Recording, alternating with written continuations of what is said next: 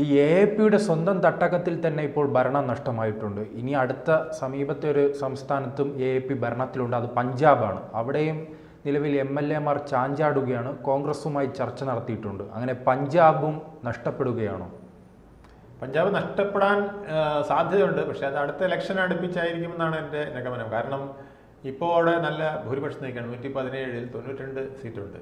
അപ്പം അതിൽ 25 പേരോ 30 പേരോ പോയാലും ഒരുപക്ഷെ കോൺഗ്രസിന് ഭരണത്തിനുള്ള കോപ്പ് കിട്ടില്ല. അപ്പോൾ ആ ഒരു അവസ്ഥയുണ്ട്. അപ്പോൾ ഒരു നേരിയ മാർജിനിൽ വീണ്ടും BJP ആം ആദ്മി പാർട്ടി അവിടെ നിലനിൽക്കും. പിന്നെ കാലുമാറ്റ കൂറുമാറ്റ നിയമങ്ങളൊക്കെ ഇപ്പോൾ അനുസരിച്ച് 50% ഇല്ലെങ്കിൽ ചാടിയിട്ട് കാര്യമില്ല.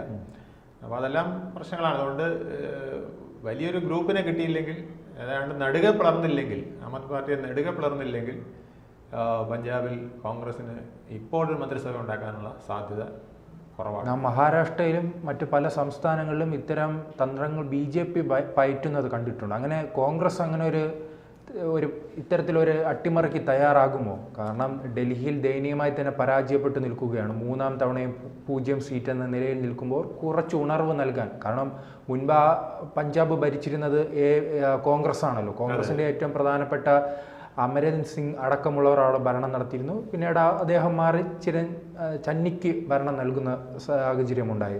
അങ്ങനെ ഒരു സംസ്ഥാനത്ത് വീണ്ടും ഭരണത്തിൽ വരിക എന്നത് കോൺഗ്രസിന് ഇപ്പോഴുള്ള സാഹചര്യത്തിൽ ഗുണമാകുമല്ലോ. കോൺഗ്രസിന് ഗുണമാവും, തീർച്ചയായിട്ടും ഗുണമാവും. പക്ഷേ കോൺഗ്രസിന് ഭൂരിപക്ഷം കിട്ടണ്ടേ? ഇപ്പം ഒരു 59-60 പേരെ കിട്ടാതെ പറ്റില്ലല്ലോ. കോൺഗ്രസിന് ഇപ്പോൾ 18 പേരേ ഉള്ളൂ. അപ്പോൾ അല്ല, അതിന് ഇത് 30-ൽ നിന്നൊരു 48 ഉള്ളൂ. ഇപ്പോൾ 30 പേർ ചർച്ച നടത്തിയെന്ന് ആണ് പുറത്തു വരുന്നത്. അതൊരു 30-ൽ നിന്ന് 40-ലേക്കോ 45-ലേക്കോ പോവുകയാണെങ്കിൽ അധികാരം നേടാമല്ലോ.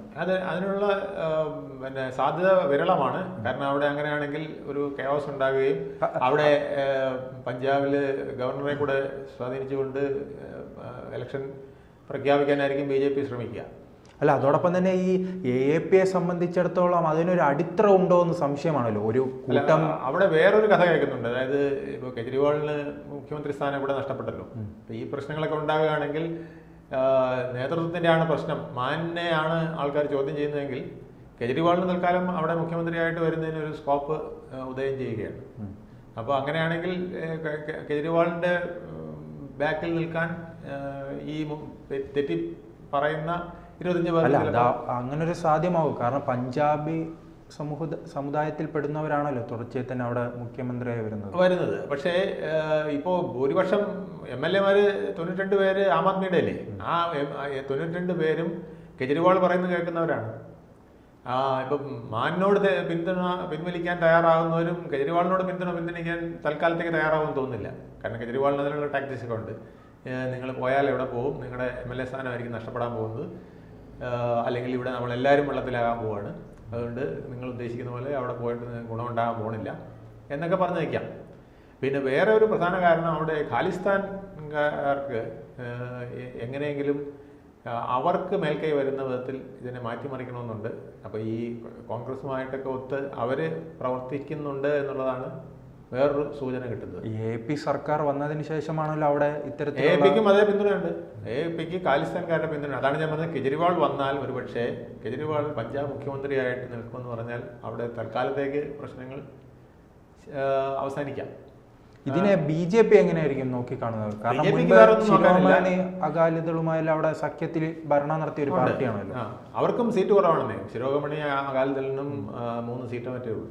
അപ്പം BJPയും ശിരോമണി അകാലിദളും ചേർന്ന 5 സീറ്റേ ആവുള്ളൂ. 117 സീറ്റ് അവിടെ കിടക്കില്ലേ. അപ്പോൾ അവിടെ പിന്നെയും കോൺഗ്രസിനെ ഉള്ളൂ 18-ൻ്റെ കൂടെ മറ്റേ അവിടെ നിന്ന് ഒരു 40 പേരെ അല്ലെങ്കിൽ ഒരു 35 പേരെ കിട്ടിയാൽ പിന്നെയും കോൺഗ്രസിനാണ് അവിടെ ഒരു ഗവൺമെൻറ് ഉണ്ടാക്കാനായിട്ട്. പിന്നെ ബഹുജൻ സമാജ് പാർട്ടിയുടെ ഒരാളുണ്ട്. അങ്ങനെ 1-2 പേര് മറ്റു പാർട്ടികളിൽ നിന്നുള്ളവരുണ്ട്. അത് നോക്കിക്കഴിഞ്ഞാൽ എങ്ങനെ നോക്കിയാലും ഇപ്പോൾ കോൺഗ്രസിന് ഭരണം പിടിക്കാൻ സാധ്യത കുറവാണ്. പക്ഷേ പിടിക്കാൻ എന്തെങ്കിലും സാധ്യതയുണ്ടെങ്കിൽ കോൺഗ്രസിനെ ഉള്ളൂ, BJPക്കില്ല. അതും വരുന്ന തെരഞ്ഞെടുപ്പ് വരെ കാത്തിരിക്കേണ്ടി വരുമല്ലേ? കാരണം പക്ഷേ ഇങ്ങനെ പറയുമ്പോൾ കഴിഞ്ഞ ലോക്സഭാ തെരഞ്ഞെടുപ്പിൽ അവിടെ കോൺഗ്രസിന് വലിയ മുന്നേറ്റം ഉണ്ടാക്കാൻ കഴിഞ്ഞിട്ടുണ്ടല്ലോ. അതുകൊണ്ടല്ലോ. അല്ല, കോൺഗ്രസിലെ പ്രശ്നം അവിടെ ഇപ്പോൾ പിന്നെ അവർക്ക് പ്രധാനമായ ക്യാപ്റ്റൻ അമരീന്ദർ സിംഗിനെ പോലുള്ള ഒരാൾ നഷ്ടപ്പെട്ടു എന്നുള്ളത് വലിയൊരു അല്ല, നഷ്ടപ്പെട്ട് ബി ജെ പിയിലേക്ക് പോയിട്ട് ബി ജെ പിക്ക് എന്തുകൊണ്ട് അവിടെ ഒരു വളർച്ച ഉണ്ടാകും? ബി ജെ പിക്ക് വളർച്ച ഉണ്ടാകുന്നത് ബി ജെ പിയെ പിന്നെ അകാലിദളിൻ്റെ ഒരു പിന്തുണ പോലും ബി ജെ പിക്ക് കഴിഞ്ഞ നേരെ കിട്ടിയില്ല. പിന്നെ സിഖുകാരുടെ ഒരു ഖാലിസ്ഥാൻവാദികളുടെ ഒരു വിഭാഗം ബി ജെ പിക്ക് വളരെ അഗൻസ്റ്റാണ്. അപ്പോൾ ബി ജെ പിക്ക് അത്ര പെട്ടെന്ന് പഞ്ചാബിൽ ഒരു പിടിമുറുക്കാനുള്ള സാധ്യത ഇല്ല. അപ്പോൾ അത് ബി ജെ പിയും മനസ്സിലാക്കുന്നുണ്ട്. അപ്പോൾ അവിടുത്തെ ജനങ്ങളെ കുറെ കൂടെ ഈ ഖാലിസ്ഥാൻവാദികൾക്ക് എതിരായിട്ട് ചിന്തിക്കുന്ന വിധത്തിൽ പ്രേരിപ്പിച്ച് കൊണ്ടുവരേണ്ട ഒരു കടമയും കൂടെ ബി ജെ പിക്ക് അവിടെ വന്നിരിക്കുകയാണ്. അപ്പോൾ അങ്ങനെ വരുമ്പം ബി ജെ പിക്കും ഒരു ബാലികേറാമല തന്നെയാണ് പഞ്ചാബ്.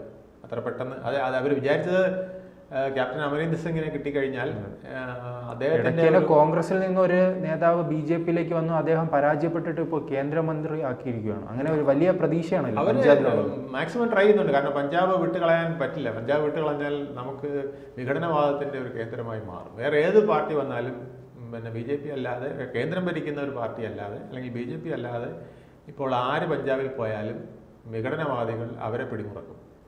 കോൺഗ്രസിന്റെ പിന്നിൽ പോലും അത്തരത്തിലുള്ള പലരും ഉണ്ടെന്ന് പറഞ്ഞു. ഇനിയിപ്പോൾ ആം ആദ്മി പാർട്ടിയെ നോക്കിയിട്ട് കാര്യമില്ല. ഇത്രയും നാൾ അവർ ആം ആദ്മി പാർട്ടിക്കാണ് ഖലിസ്ഥാൻവാദികൾ പിന്തുണ കൊടുത്തിരുന്നതെങ്കിൽ ഇനി അങ്ങനെ നോക്കിയിട്ട് കാര്യമില്ല എന്നൊരു തോന്നൽ അവർക്ക് വന്നിട്ടുണ്ട്. അപ്പം ബി ജെ പിക്ക് ആം ആദ്മി പാർട്ടിക്ക് പകരം ഇനി കോൺഗ്രസിനെ തന്നെ സപ്പോർട്ട് ചെയ്യുന്നതായിരിക്കും ഭേദം എന്നവർക്ക് തോന്നിയിട്ടുണ്ടാവും. അതായിരിക്കും ഈ ഒരു അന്തർനാടകത്തിൻ്റെ പ്രധാന കാര്യം എന്നുള്ളതാണ്. ഈ എ പിയുടെ തകർച്ചയ്ക്ക് കാരണം എന്തായിരിക്കും? കാരണം വളരെ വേഗത്തിൽ വളർന്നൊരു പാർട്ടിയാണ്. ആദ്യം ഡൽഹിയിലേക്ക് വരുന്നു, പിന്നീട് പഞ്ചാബും ഗോവയും ഗുജറാത്തും ഉൾപ്പെടെയുള്ള സംസ്ഥാനങ്ങളിൽ MLA-മാരെ സ്വന്തമാക്കുന്നു. കർണാടകയും ഉത്തർപ്രദേശും ഹിമാചലും എല്ലാം അവരുടെ സാന്നിധ്യം അറിയിക്കുന്നു. അങ്ങനെ ഒരു പാർട്ടി വളരെ വേഗത്തിൽ തന്നെ ഒരു ദേശീയ പാർട്ടിയായി മാറുന്നൊരു നാം കണ്ടിരുന്നു. എന്നിട്ട് അതിനുശേഷം ഇപ്പോൾ കാണുന്നത് പലയിടങ്ങളിലും ഒരു പരാജയത്തിലേക്ക് പോവുകയാണ്. പെട്ടെന്നൊരു വളർച്ചയും പെട്ടെന്നൊരു പരാജയത്തിലേക്കുമുള്ള കാരണം എന്തായിരിക്കും? ഒരു സംഘടനാ സംവിധാനം ഇല്ലാത്തതായിരിക്കും അതിൽ പ്രധാന കാരണം അത് തന്നെയാണ്. ഏകശില ഒരു സ്ഥാപനമായിട്ടാണ് AAP നിന്നത്. ഏകശില എന്ന് പറഞ്ഞാൽ കെജ്രിവാൾ എന്ന ഒരു വ്യക്തി മാത്രം. പക്ഷേ പാർട്ടി രൂപീകരിച്ചപ്പോൾ അങ്ങനെ ഇല്ലായിരുന്നു. അവിടെ അദ്ദേഹത്തോടൊപ്പം ഒരു 10-12 കെജ്രിവാൾമാരുണ്ടായിരുന്നു. അതിൽ പിന്നെ നമ്മുടെ പ്രശാന്ത് ഭൂഷൺ അടക്കമുള്ള ഒരു വലിയ ടീം, യോഗേന്ദ്ര യാദവ്, പിന്നെ അശുതോഷ്, ഇങ്ങനെ പലരെയും അവർ, അതുപോലെ തന്നെ കിരൺ ബേദി, ഇങ്ങനെ ആ ആന്തോളനുമായി പിന്നെ മുന്നോട്ട് നിന്ന് അണ്ണാ ഹസാരയുടെ ടീമിലുണ്ടായിരുന്ന ഒരു 10-12 പ്രഗത്ഭർ ഏതാണ്ട് കെജ്രിവാളിനോടൊപ്പം നിൽക്കുന്നവരുണ്ടായിരുന്നു. അവരെല്ലാം അദ്ദേഹം ഒന്നൊന്നായിട്ട് തട്ടിക്കളഞ്ഞു. ആദ്യം തന്നെ പ്രശാന്ത് ഭൂഷണെയും യോഗേന്ദ്ര യാദവിനെയും തട്ടുകയാണ് ചെയ്തത്. അവർ ആവശ്യപ്പെട്ടത് ഒന്നേ ഉള്ളൂ, മുഖ്യമന്ത്രിയായിട്ട് കെജ്രിവാൾ വരുന്നെങ്കിൽ പാർട്ടി കൺവീനർ സ്ഥാനം ഒഴിയണം, ഒരാൾ 2 സ്ഥാനം വഹിക്കരുത്. അപ്പോൾ അദ്ദേഹത്തിന് അതിൽ സംശയം ഉണ്ടായിരുന്നു. അദ്ദേഹം അതിന് തയ്യാറായില്ല. പകരം ഇവരെ തട്ടി പുറത്ത് കളയുന്നതിനാണ് ശ്രമിച്ചത്. പിന്നെ ഓരോരുത്തരായിട്ട് അശുതോഷ് പോയി, അത് കഴിഞ്ഞിട്ട് കിരൺ ബേദി പോയി, ഓരോരുത്തരായിട്ട് അദ്ദേഹം, അതായത് എൻ്റെ ലെവലിൽ താഴെ നിൽക്കുന്നവരെ മാത്രമാക്കി അദ്ദേഹം വെച്ചു. അതാണ് അദ്ദേഹത്തിന് പറ്റിയ അബദ്ധവും. ജയിലിൽ പോയപ്പം അവിടെ ആരുമില്ല. പിന്നെ ഉണ്ടായിരുന്ന മനീഷ് സിസോദിയാണ് അദ്ദേഹത്തിന്, പക്ഷെ അദ്ദേഹവും ജയിലിലായിപ്പോയി. അപ്പോൾ BJP ഇത് കണ്ടുകൊണ്ടാണ് നിന്നത്. പിന്നെ ഭരണത്തിൽ ഒരുപാട് അപാകതകൾ വന്നുപോയി. 2ാം ഭരണത്തിൽ, ആദ്യത്തെ കാലഘട്ടത്തിൽ ഉണ്ടായിരുന്ന ആ ഫ്രീബീസിൻ്റെ പച്ച വെച്ച് മാത്രം രക്ഷപ്പെടാൻ പറ്റില്ല. മാലിന്യം, ശീഷ് മഹലിൻ്റെ ആ ഒരു പ്രശ്നം, മാലിവാളിൻ്റെ പ്രശ്നം, സ്വാതി മാലിവാളിനെ പിന്നെ മുഖ്യമന്ത്രിയുടെ വസതിക്കകത്ത് കയറ്റി ഇടി കൊടുക്കുന്ന സാഹചര്യം ഉണ്ടായത്. ഇതൊക്കെ ഭയങ്കരമായിട്ട് സ്വാതി മാലിവാൾ അവിടെ നല്ലൊരു വനിതാ കമ്മീഷൻ ചെയർപേഴ്സണായിട്ട് ഷൈൻ ചെയ്ത ആളാണ്. രാത്രി 12 മണിക്ക് പോലും ഗലികളിൽ ചെന്ന് സ്ത്രീകളുടെ സുരക്ഷിതത്വത്തിന് വേണ്ടിയിട്ട് പ്രവർത്തിച്ച ഒരാളാണ്. അപ്പം അങ്ങനെ പല കാര്യങ്ങളുണ്ട്. അപ്പം മാലിന്യം, മാലിവാൾ, പിന്നെ ശീഷ് മഹൽ തുടങ്ങി അവസാനം നടത്തിയ പഞ്ചാബുമായിട്ടുള്ള പോര് വരെ 10 സീറ്റാണ് പിന്നെ ഹരിയാനയുമായിട്ടുള്ള പിന്നെ വിവാദത്തിൽ നഷ്ടപ്പെട്ടത്. അതായത് ഹരിയാന പിന്നെ യമുന നദിയിൽ വിഷം കലർത്തി എന്ന് പറഞ്ഞത് വഴി അവിടുത്തെ ജാട്ട് വിഭാഗത്തിൻ്റെ ഒരു അഭിമാനത്തിൻ്റെ പ്രശ്നമായിട്ട് BJP എടുക്കുകയൊക്കെ ചെയ്തു. അപ്പോൾ 10ഓളം ജാട്ട് പ്രാധാന്യമുള്ള ഹരിയാനയോട് ചേർന്ന് കിടക്കുന്ന സീറ്റുകളെല്ലാം ആം ആദ്മി പാർട്ടിക്ക് നഷ്ടപ്പെട്ടു. ഈ ഈ ഒരു 10 വർഷത്തിനിടയ്ക്ക് പല പാർട്ടികളും അവരുടെ രാഷ്ട്രീയമായി തന്നെ തളർച്ചയിലേക്ക് പോകുന്നതുണ്ട്. അത് നാം BSPയെ കണ്ടിട്ടു, ശിവസേനയെ കണ്ടിട്ടുണ്ട്, TRSനെ കണ്ടിട്ടുണ്ട്. അങ്ങനെ പല പാർട്ടികളും പൂർണ്ണമായി തന്നെ തകർന്നു പോകുന്ന ഒരു സാഹചര്യമുണ്ട്. ആ വഴിയിലേക്കാണോ AAPയുടെ യാത്ര? അല്ല, ഇതിന് ആ വഴിയിലേക്ക് AAP മാത്രമല്ല, പല ചെറിയ പാർട്ടികളും തകരാൻ പോവുകയാണ്. കാരണം BJP എന്നൊരു വലിയ ഹിമാലയ പർവ്വതത്തിൻ്റെ മുമ്പിൽ ചെറിയ പാർട്ടികൾക്ക് പിടിച്ചു നിൽക്കാൻ പറ്റാത്തൊരു സാഹചര്യം ഇന്ത്യൻ രാഷ്ട്രീയത്തിൽ വന്നിരിക്കുന്നത്. അതുകൊണ്ടാണ് കോൺഗ്രസും വേറെ വിധത്തിൽ ചിന്തിക്കുകയാണ്. കോൺഗ്രസ് ചിന്തിക്കുന്നത് പഴയ ഒരു NDA ഡെവലപ്പ് ചെയ്യുന്നത്, ഇന്ത്യ മുന്നണി വിട്ടിട്ട് ഈ ചെറു പാർട്ടികളെല്ലാം കൂടെ കൂട്ടി, ഈർക്കിൽ പാർട്ടികളെല്ലാം കൂടെ കൂട്ടി ഒരു വലിയ മുന്നണി ഉണ്ടാക്കുന്നതിന് പകരം NDA എന്ന് പറഞ്ഞ പഴയ, അതായത് കോൺഗ്രസ് വേഴ്സസ് BJP എന്നുള്ള ഒരു ലൈനിലേക്ക് പോകുന്നതാണ് നല്ലത്. ചെറു പാർട്ടികളെ തങ്ങളോടൊപ്പം കൂട്ടി നിർത്തി തങ്ങൾക്കൊപ്പം നിന്ന് പോകാൻ പറ്റുമെന്ന് നോക്കുന്നതാണ് നല്ലതെന്ന് അവരും വിചാരിച്ചു തുടങ്ങി. പക്ഷെ ഇതൊന്നും തൽക്കാലത്തേക്ക് BJPക്ക് ഒരു ക്ഷീണം ഉണ്ടാക്കുന്ന വിധത്തിൽ വരാനുള്ള സാധ്യതയില്ല. കാരണം BJPയുടെ സ്റ്റാച്ചർ അത്രയ്ക്ക് വലുതായി കഴിഞ്ഞു. ഗ്രാസ് റൂട്ട് ഇനി എങ്ങനെ കെജ്രിവാൾ സ്വപ്നം കാണുന്നത് ആ പാർട്ടി ഉയർത്തിക്കൊണ്ടുവരാമെന്ന രീതി? സാഹചര്യങ്ങൾ എന്തെങ്കിലുമൊക്കെ അനുകൂലമായി വരുമല്ലോ. കാരണം പിന്നെ BJPയുടെ ഭരണത്തിൽ ഇനിയിപ്പം കെജ്രിവാളിന് എന്തും പറയാമല്ലോ. എവിടെ മാലിന്യം, നിങ്ങൾ എത്ര മാലിന്യം നീക്കി, യമുന എന്ന് ക്ലീനാക്കി, ഇങ്ങനെ ചോദിക്കാൻ ആർക്കും വിഷമമില്ലല്ലോ. നാളെ മുതൽ കെജ്രിവാളിന് ഒരുപാട് ചോദ്യങ്ങൾ ചോദിക്കാം. എവിടെ ഗലികളെല്ലാം നന്നാക്കുന്നു വന്നിട്ട്, എവിടെ നന്നാക്കി, എവിടെ നിങ്ങൾ വീട് വെച്ച് കൊടുക്കുന്നു വന്നിട്ട്, എവിടെ നിങ്ങൾ ഫ്ലൈ ഓവർ കൊണ്ടിരുന്നു വന്നിട്ട്, എവിടെ നിങ്ങൾ റോഡുകൾ മാറ്റുമെന്ന് പറഞ്ഞിട്ട് ഇങ്ങനെ ചോദിച്ചുകൊണ്ടിരിക്കാം. കുറേ മാറ്റങ്ങൾ വന്നാൽ അതിനെ ഓവർകം ചെയ്ത് വേറൊരെണ്ണം കാണിച്ചിട്ട് വീണ്ടും പറയാം. അപ്പം ഇങ്ങനെ പ്രതിപക്ഷത്തിരിക്കുമ്പോൾ ഒരുപാട് ആനുകൂല്യങ്ങളുണ്ടല്ലോ, അതൊക്കെ പറഞ്ഞ് അവിടെ പിടിച്ചു നിൽക്കാൻ പറ്റും. പക്ഷെ കെജ്രിവാളിനെ പോലെ ഡൽഹിയിൽ മാത്രമല്ലല്ലോ ഭരണം, അവിടെ കേന്ദ്രത്തിലുമുണ്ട്. അതെ അതെ, സംസ്ഥാനത്തും വരുമ്പോൾ ഇനി ഈ താഴെ പോയാൽ കയറുക എളുപ്പമല്ല. അത് ആരായാലും അങ്ങനെയാണ്. മരത്തിൻ്റെ മുകളിലിരിക്കുമ്പോൾ നമുക്ക് നല്ല എളുപ്പമാണ്, ഏതെങ്കിലും ശിഖരത്തിലൊക്കെ പിടിച്ചൊക്കെ നിൽക്കാം. പക്ഷെ ടപ്പവും താഴോട്ട് വീണ് കഴിഞ്ഞാൽ പിന്നെ നെഞ്ചെറിഞ്ഞ് താഴോട്ട് വീണിട്ട് പിന്നെ തിരിച്ചു കയറുക അല്പം പാടാണ്. അത് ഭരണത്തിൻ്റെ ഒരു പ്രത്യേകതയാണ്. ഭരണത്തിലിരിക്കുന്നവർക്ക് ഒരുപാട് സൗകര്യങ്ങളുണ്ട്. മെഷീനറി പലതും യൂസ് ചെയ്യാനും മിസ്യൂസ് ചെയ്യാനും ഒക്കെ പറ്റും.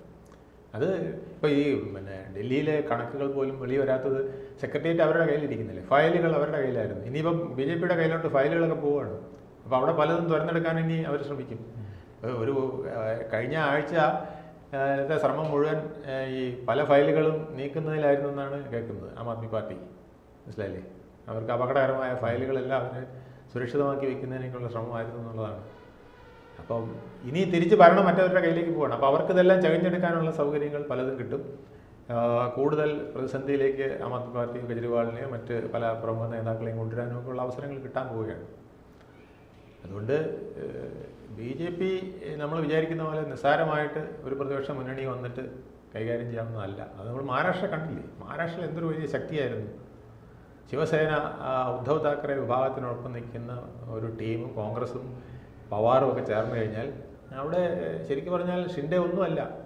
പിന്നെ BJP ഇന്നുവരെ BJP മഹാരാഷ്ട്രയിൽ ഒരു വലിയ ശക്തിയായിട്ട് വന്നിട്ടില്ല. പക്ഷേ അവർ ഈ ഇലക്ഷനിൽ അവരത് തെളിയിച്ചു കഴിഞ്ഞു. ഞങ്ങളാണ് വലിയ ശക്തിയെന്ന്, പൂർണ്ണമായും ഞങ്ങൾ വലിയ ശക്തിയാണെന്ന് തെളിയിച്ചു കഴിഞ്ഞു. അപ്പോൾ ആ പിടിച്ച് കയറി കഴിഞ്ഞാൽ പിന്നെ അവിടുന്ന് പെട്ടെന്ന് ഇളക്കി മാറ്റാൻ ബുദ്ധിമുട്ടുള്ള ഒരു പ്രസ്ഥാനമാണ്. വേരുകൾ വളരെ ഡീപ്പ് റൂട്ടായിട്ട് പോകുന്ന ഒരു പ്രസ്ഥാനമാണ് BJP. അതാണ് ഇന്ത്യയിലെ പ്രതിപക്ഷം നേരിടുന്ന ഏറ്റവും വലിയ പ്രതിസന്ധി. ഈസി അല്ല പിടിച്ചടക്കുക.